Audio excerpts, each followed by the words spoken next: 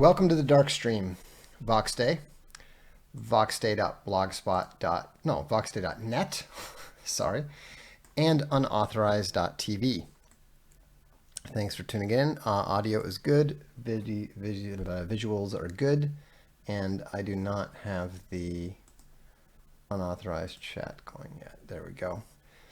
I wasn't really planning to stream tonight because, frankly, I'm a little bit behind on my words for the day, but then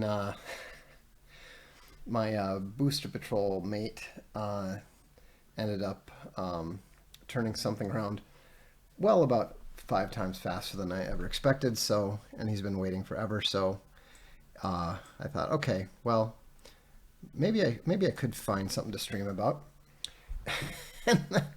and then I visited Gab. And that's why this stream, of course, is called The Wicked Generation. Now, obviously, I'm referring to the boomers, right? But as I marvel at the fact that it's necessary to point this out, the boomer generational thing is about identity, okay? So simply because you happen to be born at a specific point in time does not make you intrinsically a part of that group, okay? You can be an outlier. In fact, in this case, you should be an outlier. But the reality is that we are all affected by our times. We are all, to a greater or lesser extent, a product of our times. And speaking as somebody from the generation that followed the baby boomers, they have no excuse, none whatsoever, to bitch, whine, and complain about the fact that people dislike what the collective effort of that group of people happened to accomplish. Okay? If you ever wonder why so many people my age, so many people of my generation are just so openly contemptuous of the baby boomers, is because we had to listen to them talk about themselves for literally all of our lives. Okay? You guys came around later, and yes, you've done a wonderful job picking up on some of the more annoying tendencies of a lot of people of that age group. You know, it was really remarkable. I think practically every Generation Xer who is, totally sick of hearing baby boomers talk about themselves, was was marveling when the millennials started going after the baby boomers. When we were watching this, like Saturday Night Live was hammering on them, and they're playing some of these games about win free health care and that sort of thing. We couldn't figure out why people were finally noticing. And so, but I still remember when I was in, I think it would have been 4th grade, it's either 4th or 5th grade, when the first girl in my entire elementary school left one year at the beginning of the summer, came back in the fall with a different last name. We were all confused. Everybody's grandparents were married. And then, it just got worse and worse over time until, rather tragicomically, my own parents got divorced when I was in like my middle 40s. Veritas says, I had to Google what latchkey kid was, and they wonder why Gen Xers hate them. Yeah, and the thing is that my parents weren't boomers.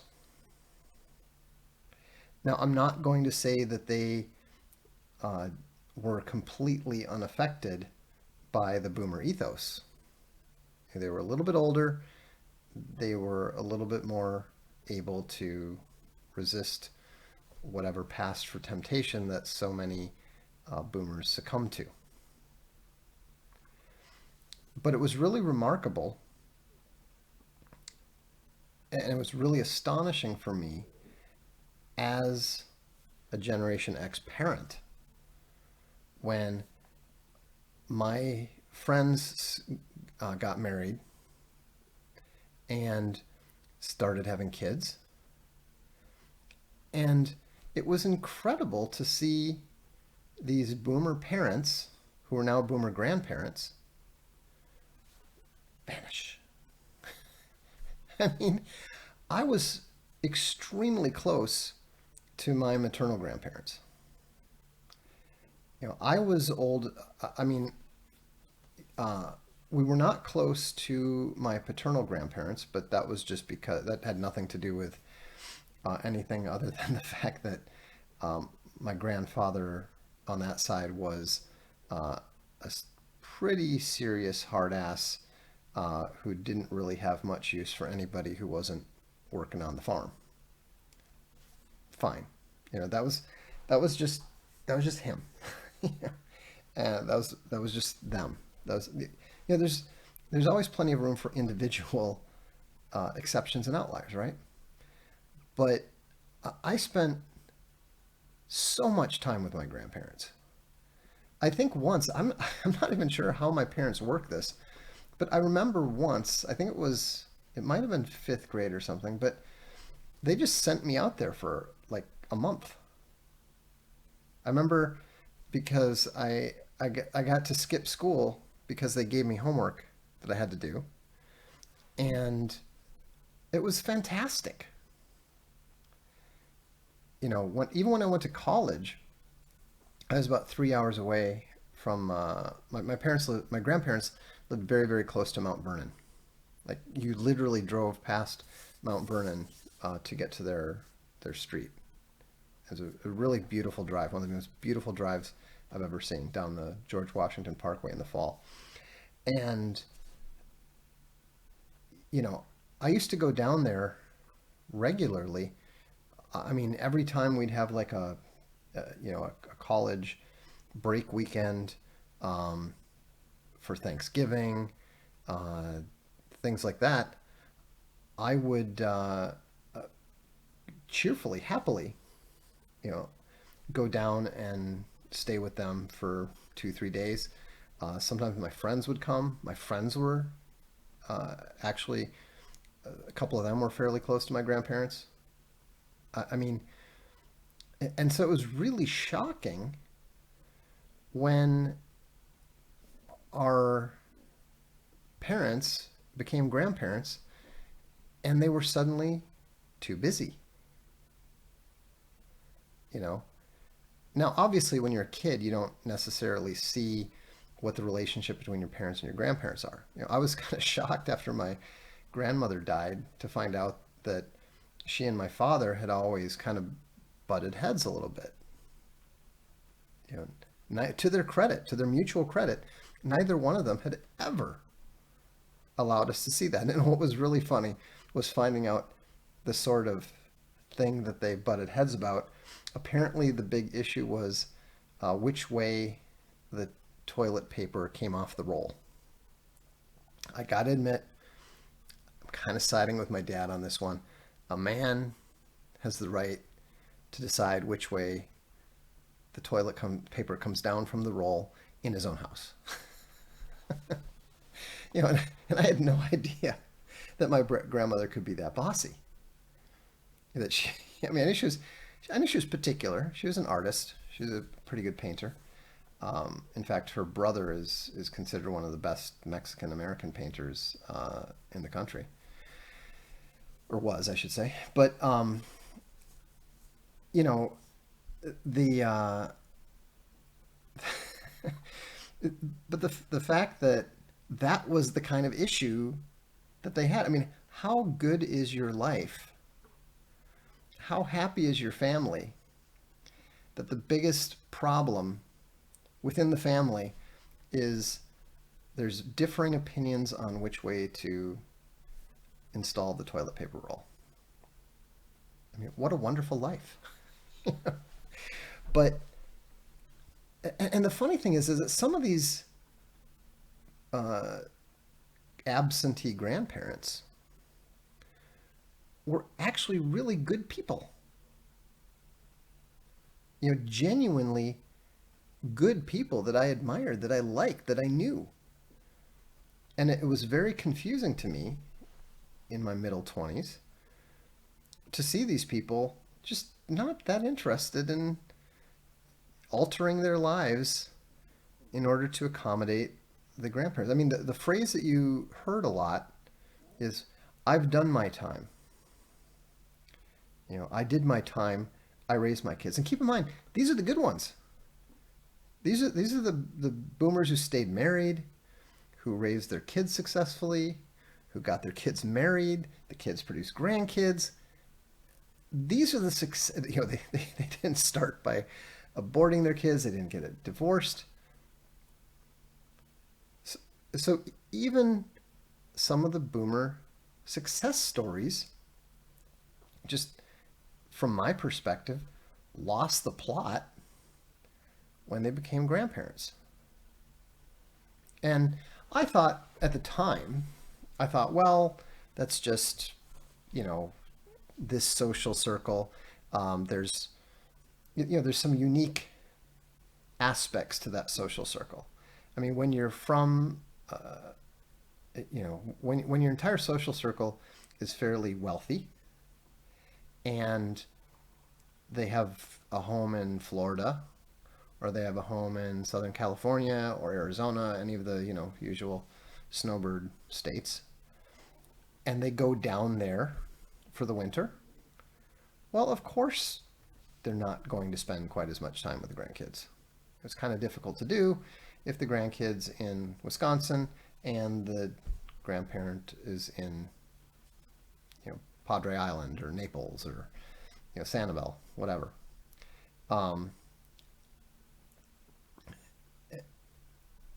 Jordan once says, yeah, the eternal cool kids could never handle being called Gramps. I think that might have been part of it because the one thing that I can recall is that I was trained by my parents, again, who were not boomers. I was trained very harshly to always refer to adults by their, you know, Mrs. whoever, Mr. whoever. And I remember how kind of puzzled I was how they insisted on being called by their first name. I mean, this was a bit of a stress thing for me when I was a kid. I mean, not a major stress thing, but it was just I always felt a bit like guilty about uh, calling people by the name that they told me to because I was under the impression that I wasn't supposed to. Now, in the case of my best friend, um, the parents actually discussed it, and it was decided collectively and unanimously that it was okay for the kids, and because these families were close enough, and et cetera, et cetera. Fine, you know. And I ceased to have any issue with that.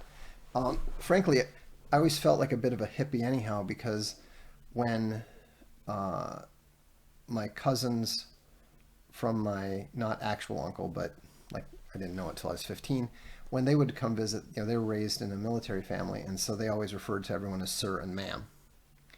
And I always, I always kind of felt like I should, but then I never had, so I didn't. Um, but it's not a surprise that when they became grandparents, if you know they didn't want to be addressed by their adult titles when they were parents, so it's not a big surprise that they didn't want to be addressed by their, you know, as grandparents. Stavacor says, my boomer mother refused to be called grandmother and insists on Nana, which is funny because Nana is just grandma in a different language.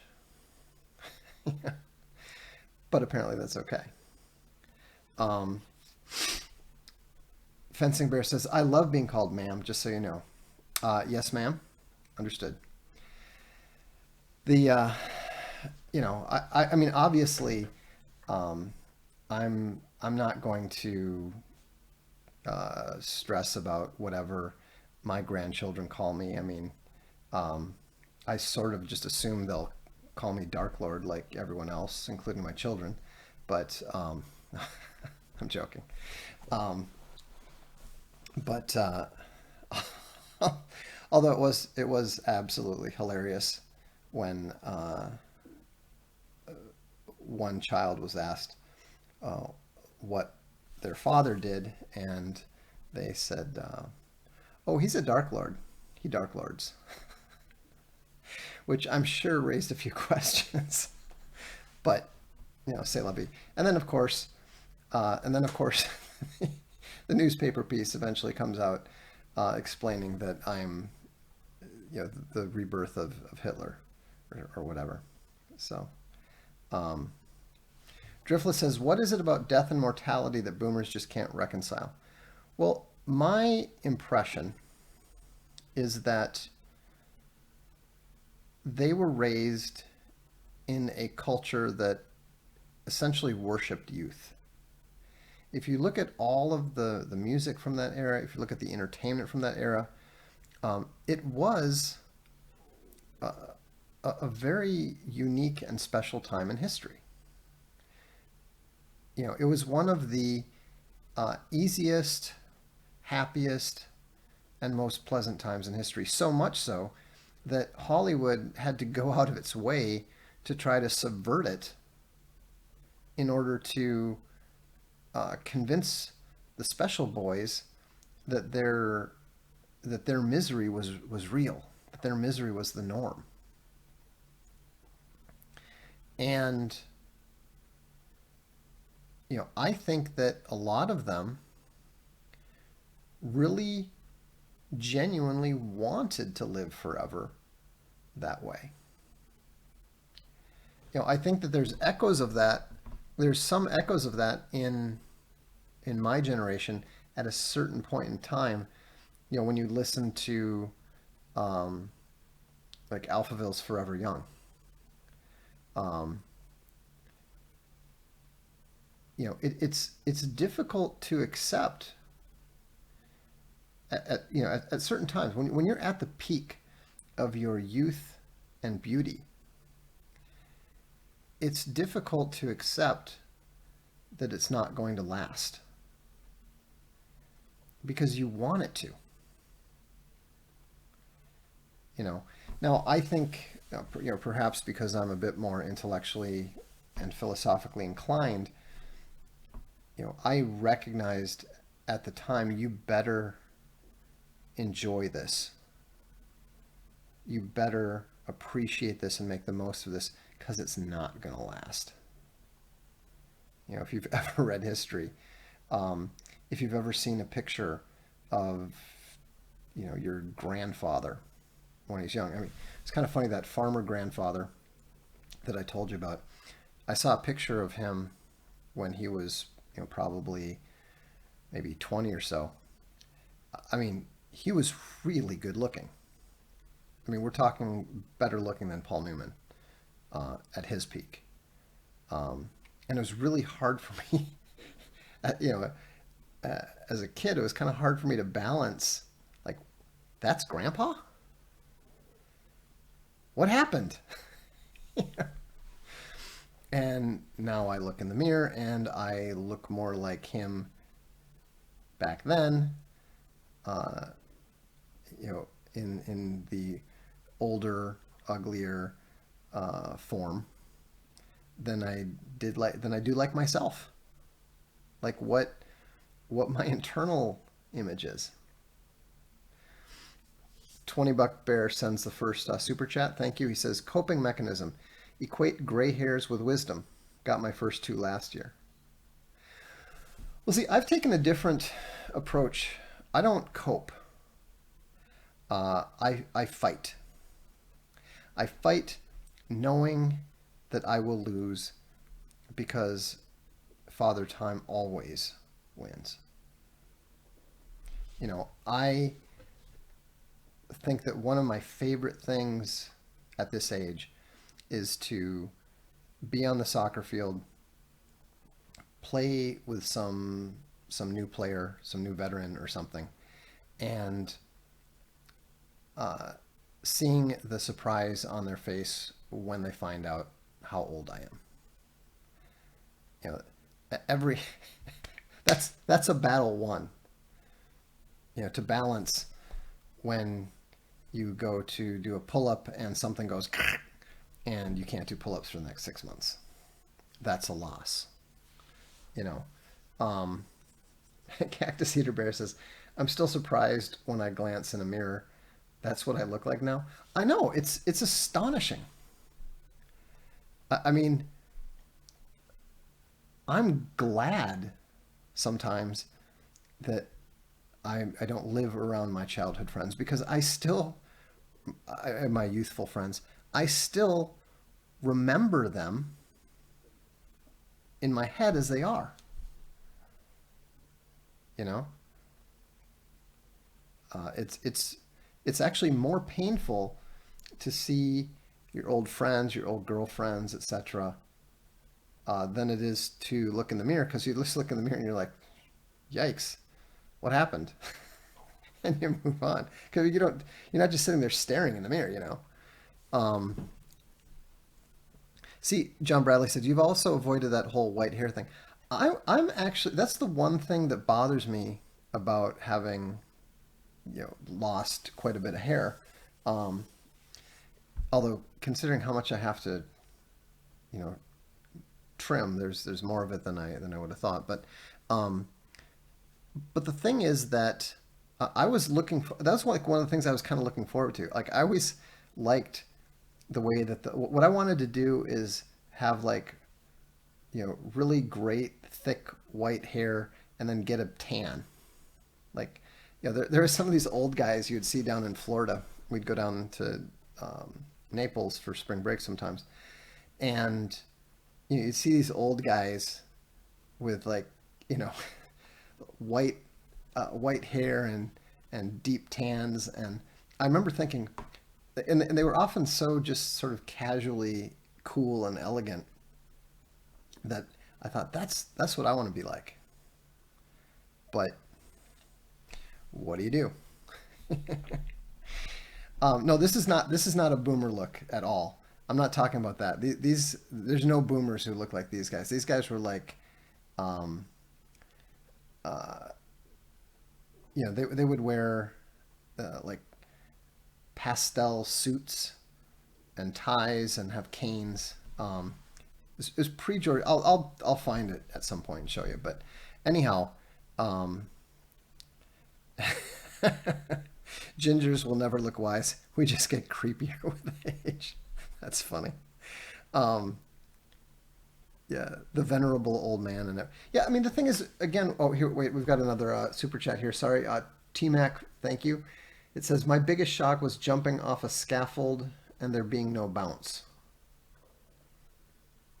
Okay. I'm not sure why you thought you were supposed to bounce, but I'll take your word for it. Um, but Lerner Bear thought of George Hamilton too. No, I'm not. It's not. I'll find it. But it's more like that sort of, uh, more similar to that.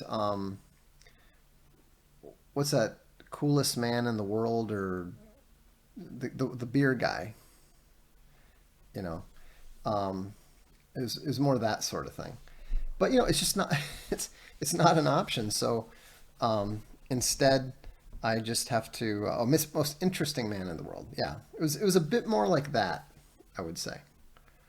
There's one guy in particular. I remember we went to Disney World or Land, whichever one's in Florida, and there's just this old guy and his wife, and they were just you could tell that they were both relatively slender and very well dressed, and you could tell that she had been really beautiful in her youth, and they were just so um, well matched and well put together and stuff, and it just worked, you know. So um, so I that's the one thing that I always felt cheated about. See, it's kind of funny when people would give me a hard time about saying, "Oh, you know, you're bald or whatever." I was like, I shaved my head when I was like 24 or something, 23. Um, I'm used to looking like this, because I was just into that whole, you know, when I went through my perfect warrior phase, um, and was training 7 days a week. Um, you know, that was just my thing, and so it wasn't really I wasn't concerned about that in the slightest. Um, it never even occurred to me to try to, like, whatever the various techniques that men engage in, because age comes for you. You get a very short period of first you're young and clumsy and awkward and gawky and acne and et cetera, and then everything cleans up, and suddenly you grow up and you get to the point where people are attracted to you and that sort of thing, and you got about maybe you know 5 years at your peak, 6 years at your peak, and then it just kind of starts to you know and it's kind of funny. I mean, I wish in my 40s that I had um, attacked my diet the way that I did when I was hitting 50. But better late than never, right? um, you know your late 30s, early 40s, you start getting that my mom and dad were always kind of funny about it. They would always refer to themselves as looking prosperous. You're prosperous when your suit coat's a little bit tight. Just a little bit tight when you button it. Your pants need to be let out just a bit. You let out a belt buckle, right? Um, BG20 says, I'm fighting aging every step. Have you read about creatine as a supplement to help muscles respond like when you were younger? I was on creatine when I was like 25, and I was benching 325. I, creatine is fine. I mean, I don't really like um, the way basically it's just forcing water into your muscles for the most part. So you kind of swell a little bit. Um, and so uh, I don't think, I mean, maybe it helps for age stuff. I just don't bother. Um, so 325 was a long time ago, Carnaby. Um, it was kind of funny. I remember the first time when I couldn't just rip off 10 sets at 225. I mean, to me that was always like the absolute minimum starting a workout is 10 sets at 2 or 10 reps at 225. And now I'm like, I think I could do it 4 times, maybe 5. Um, but again, you get older and suddenly you cease to care about those things because you're just trying to get through a workout without hurting yourself. You know, I was doing like nowadays I don't really even use the bench press bar. I use the dumbbells. It seems to avoid messing up my shoulder. So c'est la vie, you know. Um, it's ridiculous. It just seems ridiculous. The crazy thing is, uh, the one thing that I can do pretty much the same is shoulder press, which, by the way, can be insanely bad for you. Um, but hey, you know, I'm not giving. I'm going to cling to that one as long as I can, right? Um, But to get back to the boomers, what was interesting is going and checking out um, some of these comments that they had. So I posted this on Gab. Boomers are wicked. Boomers are evil. They are literally the very worst generation in the entire history of man. Now, you can guess how this was going to go, right?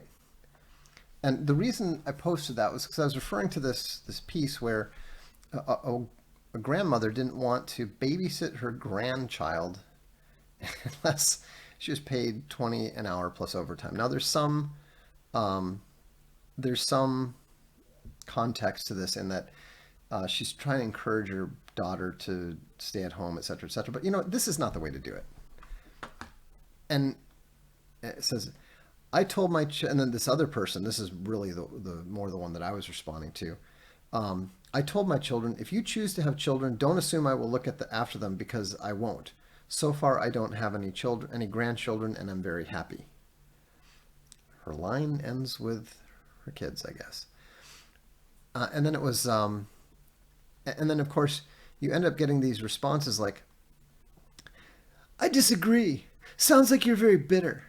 You should seek some mental health counseling. You have a lot of anger issues. It's like, oh, and the best part, Mrs. Radar O'Reilly. Could you be any more boomer? Um, what's your fucking problem? Grandparents already raised their kids. Remember what I said about they did their time? Why should they be expected to do the same for their adult children? Their kids are their responsibility. Way to act like a self-entitled millennial, Gen Xer, or Oomer. Zoomer, I guess they're trying to say. FYI, plenty of grandparents love being involved with their extended families and grandchildren. Others have done their time raising their own. Done their time. I mean, you know, I'm hoping that when our kids get to that age, that they have grandchildren pretty soon, because it's getting to the point where we're running out of space for the animals, and I'm starting to get worried that Space Bunny will like kidnap kids off the street or something. Um, it's just it's just insane. I mean, just and this guy tries to explain it uselessly. He says people of the boomer generation that are offended by this are the stereotypical boomer. The ones that laugh it off actually have a loving family, did not fall to Satan's machinations. Enjoy your golden years with the family you grew, be it in a loving and generational environment or haunted by the ghosts of the babies you killed so you could chase status. Okay, that's pretty harsh. We all reap what we sow. Unfortunately, the boomer generation sowed so poorly, the reaping will affect generations. And it is, and it has, and it does. Uh, I hope the kids allow Granny's Somali caregivers to smother her with a pillow. What a vile creature. And then, because your mom sucks, that doesn't mean every other moms do. How small-minded of you. You must be a liberal. And this is the key here. And remember, there's 400 responses. Okay, now, yes, I do have a fair number of followers. I do not normally get 400 responses to a post. But this is apt. Boomers can't understand that previous generations loved their grandchildren and helped out as often as they could. It was the norm. Exactly. That's the point. So, anyhow, Dr. Jeep is right. You can just about predict what boomers are going to say. But here's the thing. It's our duty. It's our responsibility to set up our kids and help our kids as best we can. Yes, they're going to make suboptimal decisions. Yes, some of them are going to make horrific decisions and ruin their lives. And you know what we do if they do that? We help try to pick them up, dust them off, and put them back on a better course. We might want to slap them silly, but after that, you help them out. You have a duty to your family to try to leave them better off than you were. you have a duty to try, you have a responsibility to try to help them have better lives than you did. You know, I was very fortunate. I was extremely fortunate. Frankly, my younger brothers were probably a little too fortunate. They would have been better off to not be as fortunate as they were, in my opinion. But and maybe you can and maybe you can't, because the situation that the society in affects all of us. We're looking at the World War III going to the next stage and going hot, and who knows how that's going to affect us, whether we're in Europe, whether we're in Asia, whether we're in the United States. We don't know. But it says in the Bible that if you don't provide for your family, you're worse than an infidel. And that's why it's totally appropriate to collectively refer to the boomers as the wicked generation, because they started off poorly, then they murdered a third of the following generation, and then they left the kids to become latchkey children, and then they refused to take care of their grandkids. That's not good. And then to top it all off, they joke about leaving their children and leaving their grandchildren nothing. If that's collectively not wickedness, what is? Now, we're not just bitching about this. We're not just complaining about this. We're talking about this to encourage those of our generation, Generation X, and the millennials, and the Zoomers, to not do it that way. Because remember, that's the example that a lot of these people have. And it falls upon us to hammer home the point that that is not an acceptable way, that that is not a decent way. You know? There's plenty of things that a lot of my friends could do if they wanted to. They could spend all their money on fancy cars. They could spend all their money on condos down in the sun by the sea, and they don't do that because they invest in their children in a number of ways. Some of them spend ridiculous sums of money to send their children to good schools. I don't personally tend to agree with that as being the optimal way, but I respect that they are attempting to do the best they can by their kids. Other parents are setting up their kids in companies.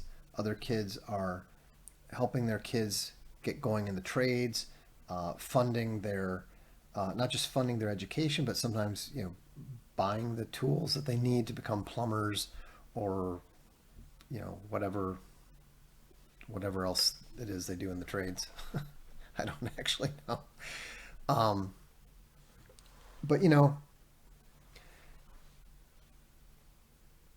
I was caught up in the cult of the of the individual myself. But I got over it. I realized that the cult of the individual is just another trap. And so, and I'm not saying, family uber alles, put up with the sociopaths in your family and all that sort of thing. Not at all. But if you're a parent, then you stopped being number one the day that your child was conceived. That's why your wife laid off the wine. That's why she stopped dyeing her hair. That's why you went and took those extra hours.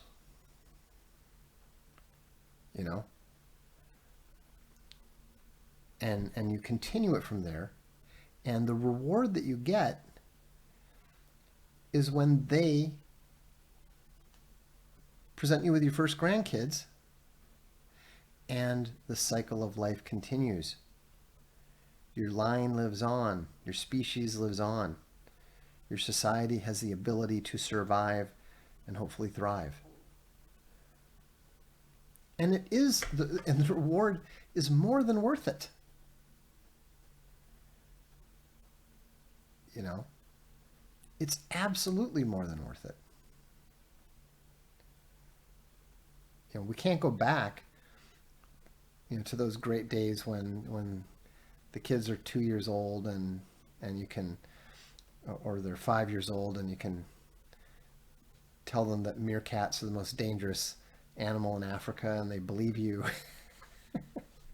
and that kind of thing. But you know what? We get the chance to do it again. How fantastic is that? So, anyhow,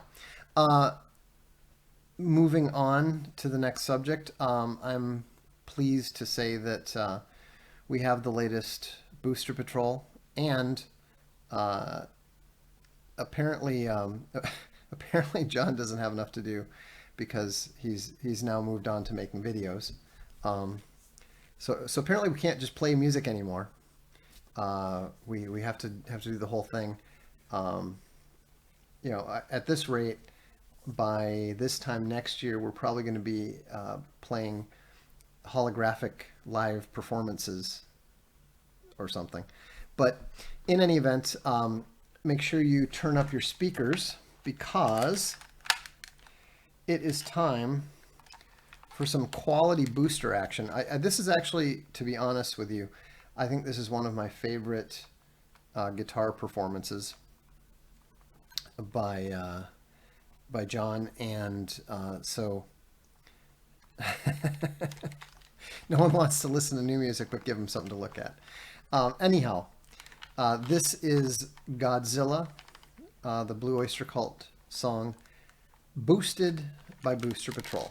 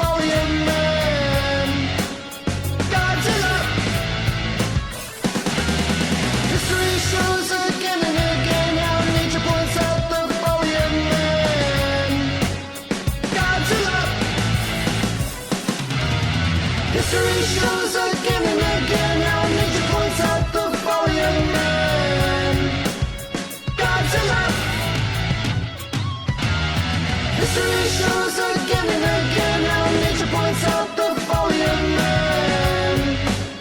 Godzilla!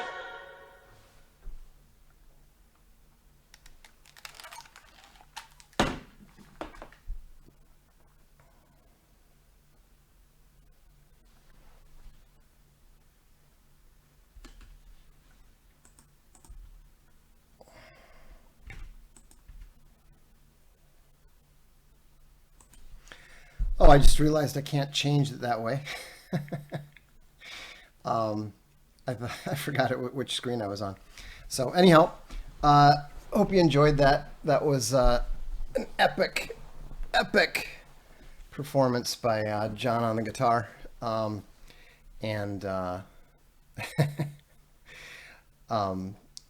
John, when you send me the link when you put that up on YouTube, or if you just unprivate that one, and I'll put the link up on the blog either tomorrow, maybe even tonight, along with the ARC tunes when I put that up.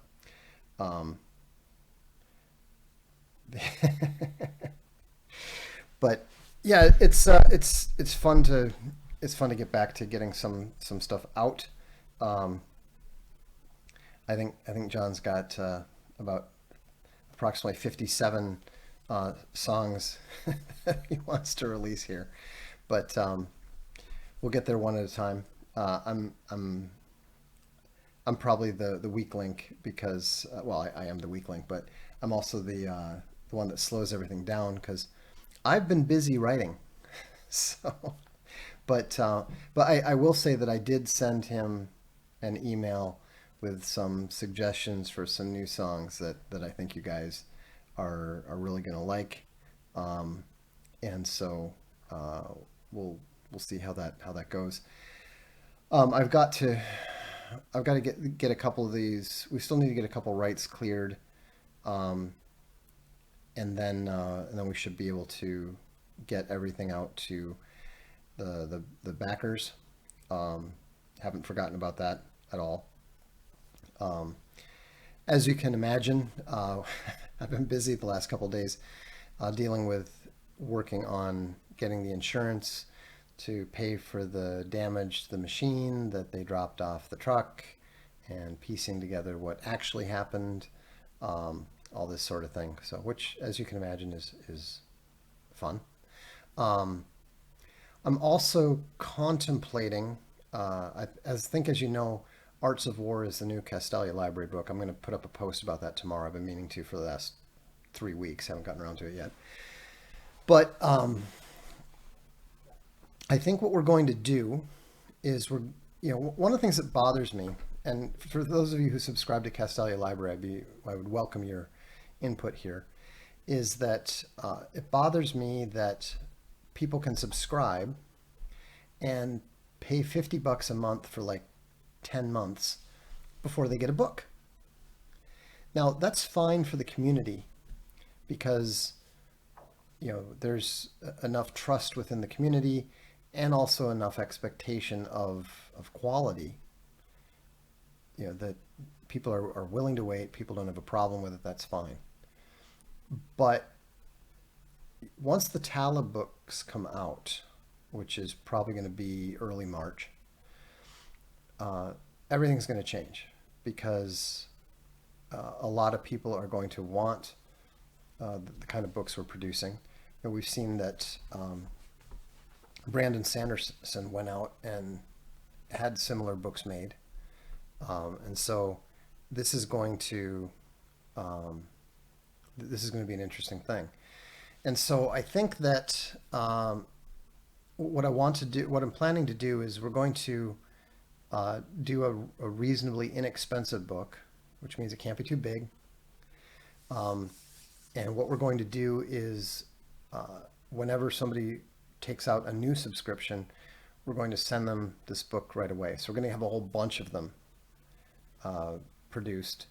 And then what we'll do for the subscribers is so basically the first subscription payment will be for this one book. And then what we'll do is we'll also make it available at a steep discount to the regular subscribers if they want one. So, so I'd be interested in knowing first what the book should be. I want to do. I mean, I even have a design for Dracula, and I really would like to do that, but that's 450 pages, and so we probably need to do something that's under 300. But it has to be a book that pretty much everybody will enjoy getting. So, throwing out stuff like, Chesterton or what? No, it has to be stuff that pretty much anybody is. Yeah, I mean, Great Gatsby is one fairly. I keep kind of coming back to that, which on the one hand I'm not crazy about because that company in Canada that's doing letterform leather stuff, that was their first book. We'll have to see. No, see, John C. Wright is too obscure. We need something that is immediately recognizable and is something that's going to be welcome on practically every library. No, you guys, the Kurgans believe. No, we're not talking about that kind of stuff at all. Not Awake in the Nightland, not The Missionaries. Those are great books, but people haven't heard of them. Again, we're not talking about stuff. First of all, we already done Awake in the Nightland, right? I mean, Awake in the Nightland is the right size. It's 336 pages. That's about the maximum extent that we'd want, but it needs to be something. Homer's too big. Plus, we're already doing the Iliad and the Odyssey. Would just be a space filler before they get their first subscription book. Essentially, yes. But what we want to do is we want to show off what we can do. Show off how good it is. Narnia, the rights are difficult, and it's part of a series. I mean, like, the perfect book would probably be The Hobbit, if we could get that.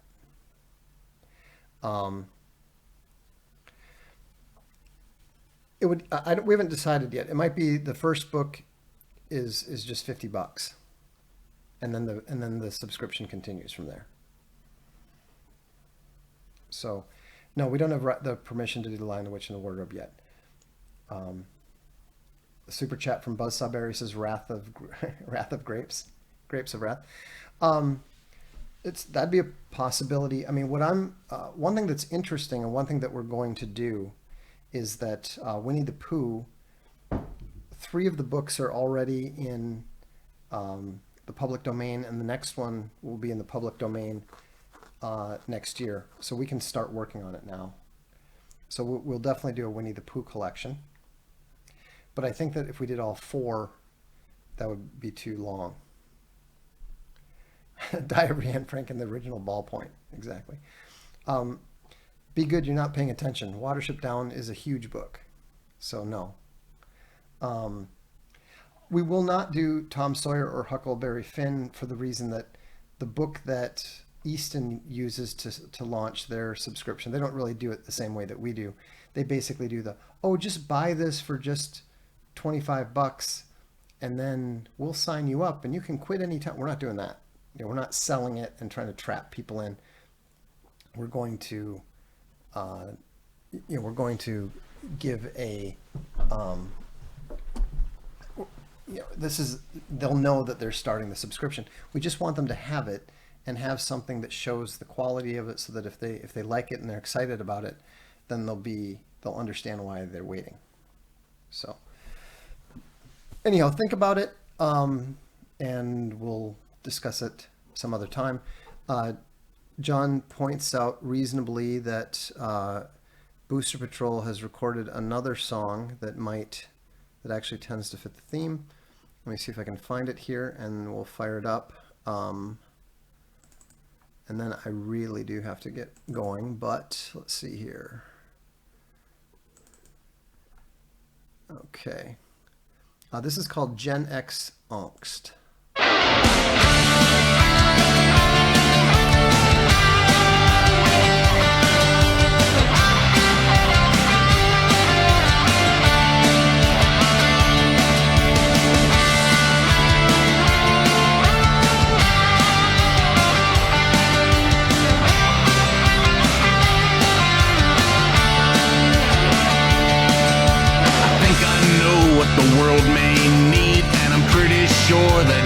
proceed, it's inevitable. But faster, please. It's time for the young to replace the old, and there's a solution that's pretty bold, but it involves an awful lot of pillows. 'Cause what the world needs now is a new generation. 'Cause the old one can just go to hell. 'Cause what the world needs now is another dead boomer, and then another million as well. Real damn sure that they need to go into the light from a fluffy pillow, but I'll leave that job to foreign invaders. Those caring for you, they ain't your kin, not from around here, but you invited them in. They work real cheap, and you're no racist. 'Cause what the world needs now are some true words of wisdom, like diversity is a prelude to war. 'Cause what the world needs now are the boomers deleted, and that's what the pillows are for.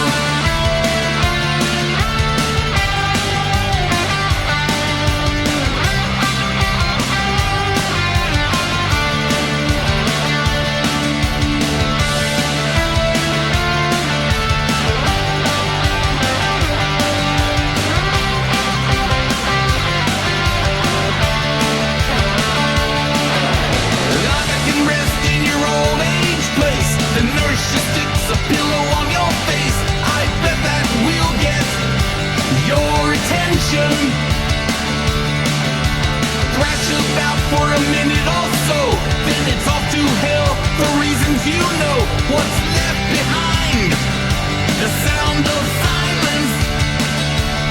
'Cause what the world needs now is a new Grim Reaper, someone that will kill you in bed.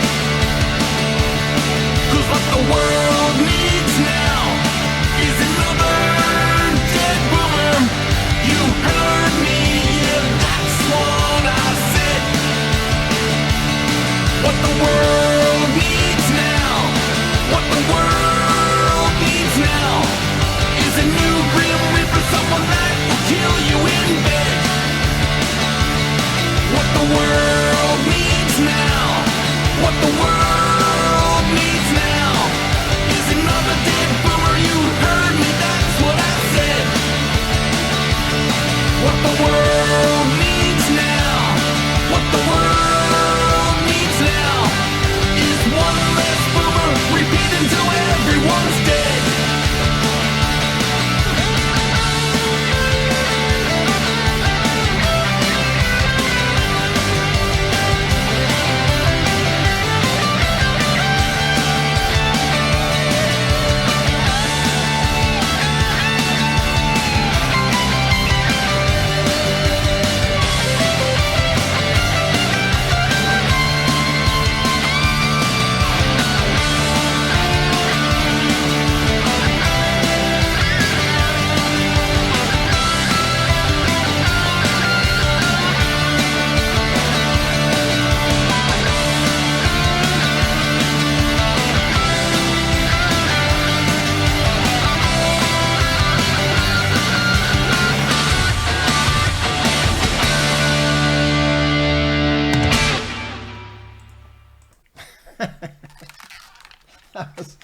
That was pretty awesome. So John was holding back on that one. You know, he wanted to get a little harsher and stuff, but you know, Rachel talked him out of it. So, but you know, anyhow, that was Boomer Patrol Gen X Angst. And on that note, I wish you all a good evening. Don't boom and drive. I'm Vox Day, and this is the Darkstream.